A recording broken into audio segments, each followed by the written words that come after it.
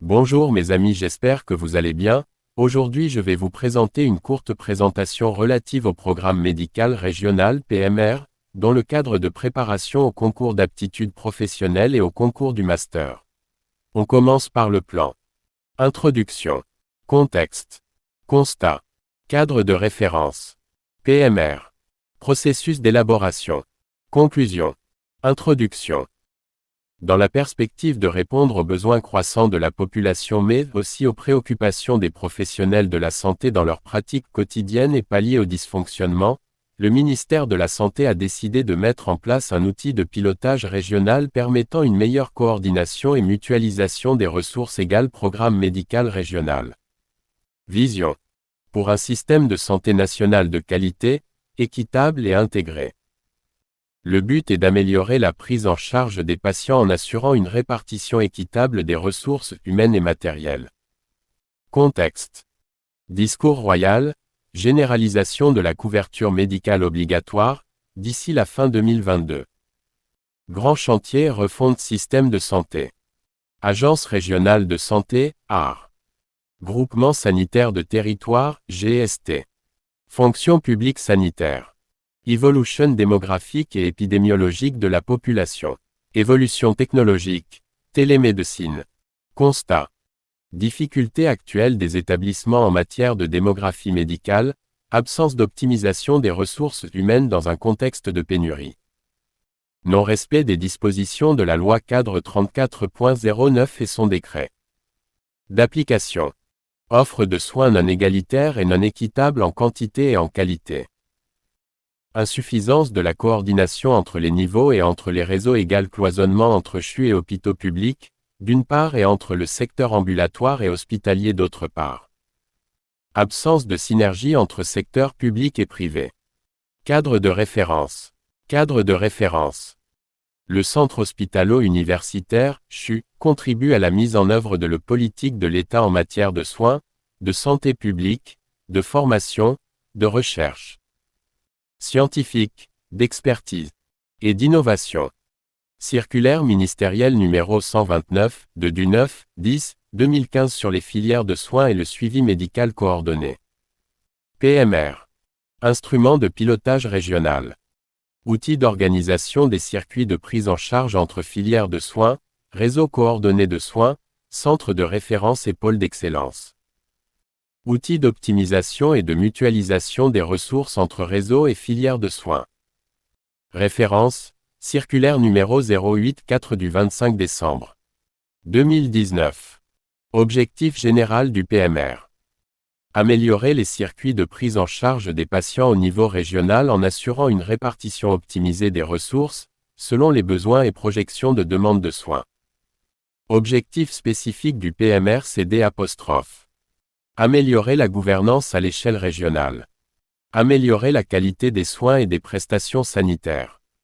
Assurer la complémentarité entre les DRS et les CHU par la mise en commun des ressources.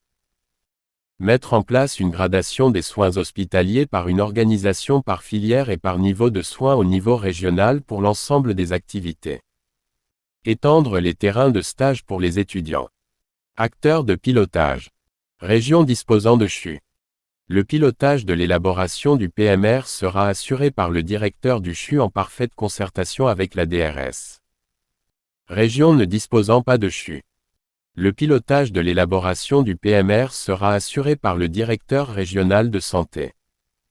Néanmoins, des conventions spécifiques doivent être établies avec le ou les CHU de les régions S, limitrophes, S. Les activités. Le PMR va décliner. Des activités transversales qui s'exercent sur une majorité d'hôpitaux, nécessitant une adaptation de l'offre en fonction des besoins locaux, ces activités s'appuient sur les déplacements des professionnels de la santé.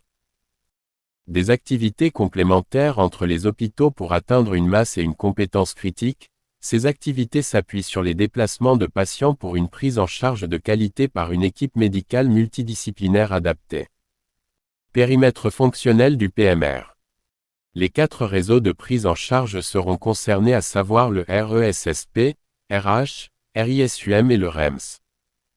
La gradation des soins sera faite en conformité avec le principe de la proximité, du recours et de la référence. Les filières de soins afin d'identifier les différents niveaux de prise en charge depuis la proximité jusqu'au niveau interrégional. Le parcours coordonné de soins peut être soit par mode de prise en charge, par pathologie ou famille de pathologie ou par population cible. Processus d'élaboration. PMR. La méthodologie d'élaboration. Démarche participative impliquant tous les professionnels de santé, gestionnaires, médecins généralistes, spécialistes, pharmaciens, infirmiers et administratifs. Elle repose sur 3 niveaux. Niveau stratégique, fixer les grands objectifs, arbitrer les choix stratégiques et s'accorder sur le PMR. Niveau de pilotage, superviser les travaux confiés aux différents groupes de travail par filière ou thématique et proposant les arbitrages et les choix stratégiques au comité stratégique. Niveau opérationnel, par grande filière ou thématique, dont l'objectif sera de définir précisément l'organisation à construire pour chaque filière, son calendrier de mise en œuvre et ses indicateurs de suivi et d'évaluation. La première étape. Faire un état des lieux de l'offre régionale de soins. Faire un diagnostic qui doit porter à la fois sur l'état de l'offre de soins sur la région, ressources humaines et matérielles, analyse de l'activité des établissements, distance entre les établissements, l'état des besoins actuels de santé de la population, l'état des besoins de santé de la population à venir. Identifier les territoires sanitaires dont l'organisation des soins tiendra compte des spécificités locales, indépendamment des limites administratives. Identifier des groupes de travail thématiques. Groupement sanitaire de territoire. Les objectifs des territoires sanitaires. Permettre aux établissements de mettre en œuvre une stratégie de prise en charge commune et graduée du patient, dans le but d'assurer une égalité d'accès aux soins sécurisés et de qualité. Assurer la rationalisation des modes de gestion par une mise en commun de fonctions ou par des transferts d'activités dans le temps entre établissements. Avec comme principal outil commun, un projet médico-soignant garantissant une offre de proximité ainsi que l'accès à une offre de référence et de recours. Gradation de l'offre de soins. Définir la gradation de l'offre sur la région et les nouvelles modalités de travail entre les établissements de la région. Répartir les activités de soins hospitaliers par territoire. Préciser, sur chaque territoire et pour chaque type d'activité, les objectifs de l'offre de soins à atteindre tout en veillant à assurer la cohérence territoriale de toutes les activités. Sur chaque territoire et pour chaque activité, identifier les différents niveaux de prise en charge depuis le niveau de proximité jusqu'au niveau interrégional, ce qui permettra d'avoir une gradation des soins. Établir les complémentarités et les coordinations à mettre en place pour assurer l'articulation entre les différents réseaux pour obtenir une cohérence territoriale. La seconde étape, élaborer les projets médico-soignants. Pierre angulaire du GST, élaboré par l'ensemble des établissements du GST. Il doit garantir l'adéquation de l'offre de soins aux besoins de la population. Il s'inscrit dans une stratégie globale de prise en charge par filière. Il décline les principes d'organisation des activités sanitaires au sein de chacune des filières. Il s'appuie sur l'identification des ressources et compétences de chaque établissement. Contenu du projet médico-soignant. Les objectifs médicaux. Définir par filière. Les activités réalisées en proximité. Les établissements de référence. Les établissements de recours pour chaque territoire. Développer les partenariats entre les établissements, notamment au travers de l'harmonisation des pratiques et la constitution d'équipes partagées. Développer des conventions avec le CHU pour coordonner l'enseignement, la formation, la recherche, la gestion de la démographie, les missions de référence et de recours. Développer le partenariat avec le secteur privé, convention qui prévoit l'articulation de leurs projets médico-soignants avec celui du GST. Contenu du projet médico-soignant. Les objectifs en matière d'amélioration de la qualité et de la sécurité des soins. Démarche d'accréditation. Démarche d'amélioration continue de la qualité et de la gestion. Des risques. Contenu du projet médico-soignant. L'organisation par filière d'une offre de soins graduée. La filière associe. Une vision pathologie axée sur la prise en charge diagnostique et thérapeutique des patients, coordonnée entre les différents acteurs. Une vision populationnelle. Une vision organisationnelle transversale organisée par processus. L'identification de la filière selon 2 catégories de travaux. Sur l'organisation de sorte à fluidifier le parcours du patient lors de sa prise en charge. Sur des thématiques transversales liées à l'infrastructure et aux compétences. Contenu du projet médico-soignant. Identification des filières de bas, prioritaires et spécialisées. Description de l'organisation des activités, au sein de chacune des filières, portant sur la permanence et la continuité des soins. Les activités de consultations externes.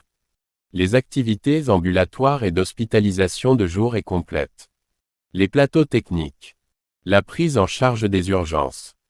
L'organisation de la réponse aux situations sanitaires exceptionnelles. Les activités de prise en charge médico-sociale. Contenu du projet médico-soignant. Les projets médico-techniques. Biologie médicale. Imagerie médicale, y compris interventionnelle. Pharmacie. Les projets de partenariat. Les conditions de mise en œuvre des conventions avec les CHU et le secteur libéral. Ressources humaines.